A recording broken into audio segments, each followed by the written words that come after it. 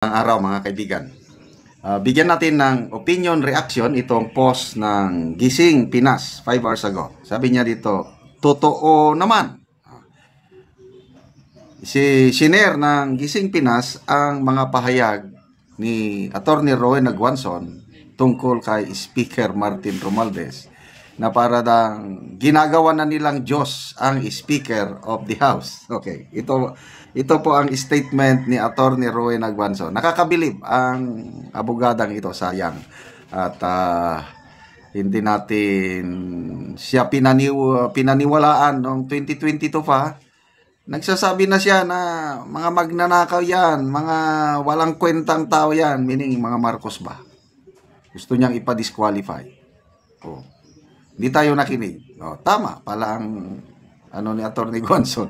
Ito, sabi niya, tungkol kay Speaker, may AX, ito yung ayuda, assistance to individuals in crisis situation. May AX dahil kay Speaker. Kasi yun ang sinasabi ng mga kongresista eh. Galing kay Speaker ito. May tupad dahil kay Speaker. Tupad, ayuda rin yan. May ayuda dahil kay Speaker. Kulang na lang sabihin na may bagyo dahil kay Speaker. May araw dahil kay Speaker. Ano yan? Ano yan? Ginagawa niyong Diyos?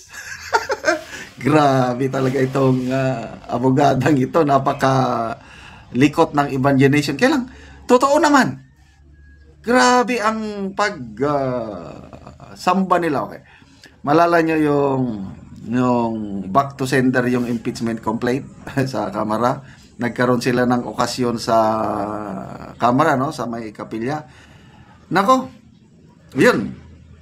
Ang House leadership, nag-present ng portrait ni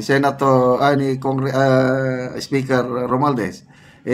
Yung mga nag-post, tinanggal man nila yung actual speaker na nakatayo sa tabi, ang portrait lang. Akala mo parang may nangyaring masama, parang eulogy na ba, necro. Ayun, ganon nila sinasamba si Speaker Mara. Sabi nila, siya daw ang guiding light. Kasi ang birada ni Senate President Escudero, sabi niya, hindi namin trabaho na sunod-sunuran sa mga utos ni Martin Romualdez. Kayo dyan sa Kamara, kung yan ang ginagawa nyo, sunod-sunuran, huwag nyo kaming ipareha sa Senado. Hindi namin trabaho susunod kay Romualdez.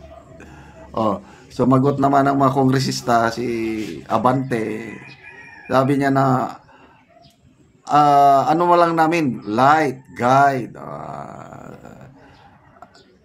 ano lang daw nila, inspiration, motivation lang daw nila si Speaker Martin Romualdez.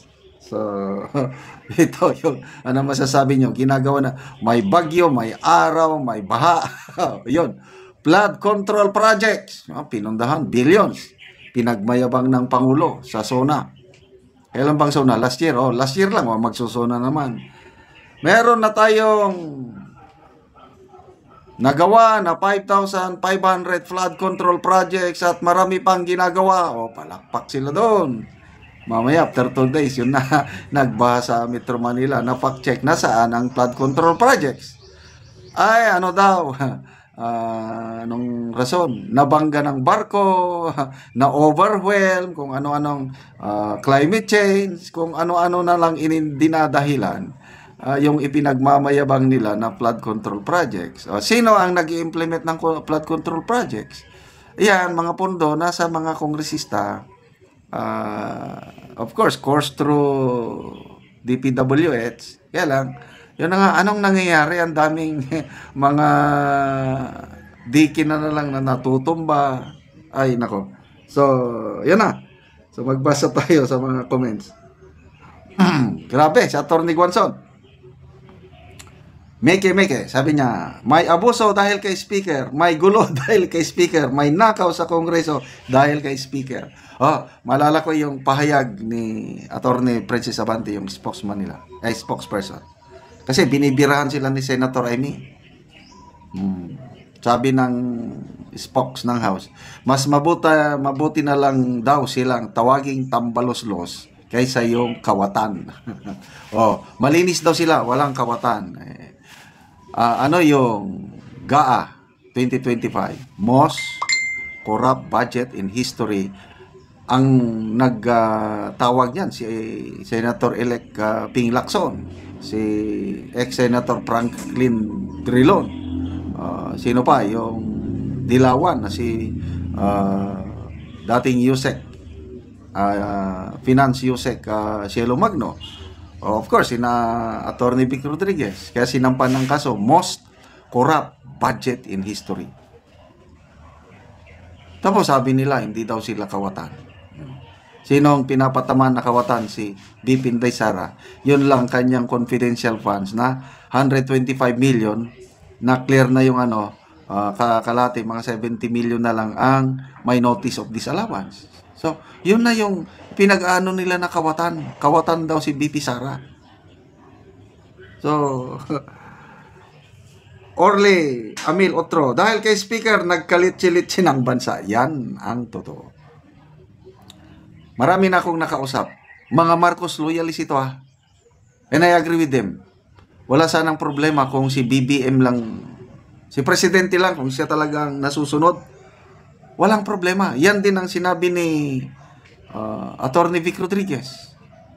Walang problema si BBM. Kailang problema yung nakapalibot sa kanya. Kaya nga sabi ni Senator Remy, ang gobyernong ito hindi Marcos. Araneta Romualdez ang gobyernong ito.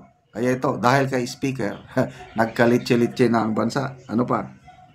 Jason Noble, dahil kay Speaker, tax ng tao yan, hindi yan galing kay Speaker, kakapal ng mukha.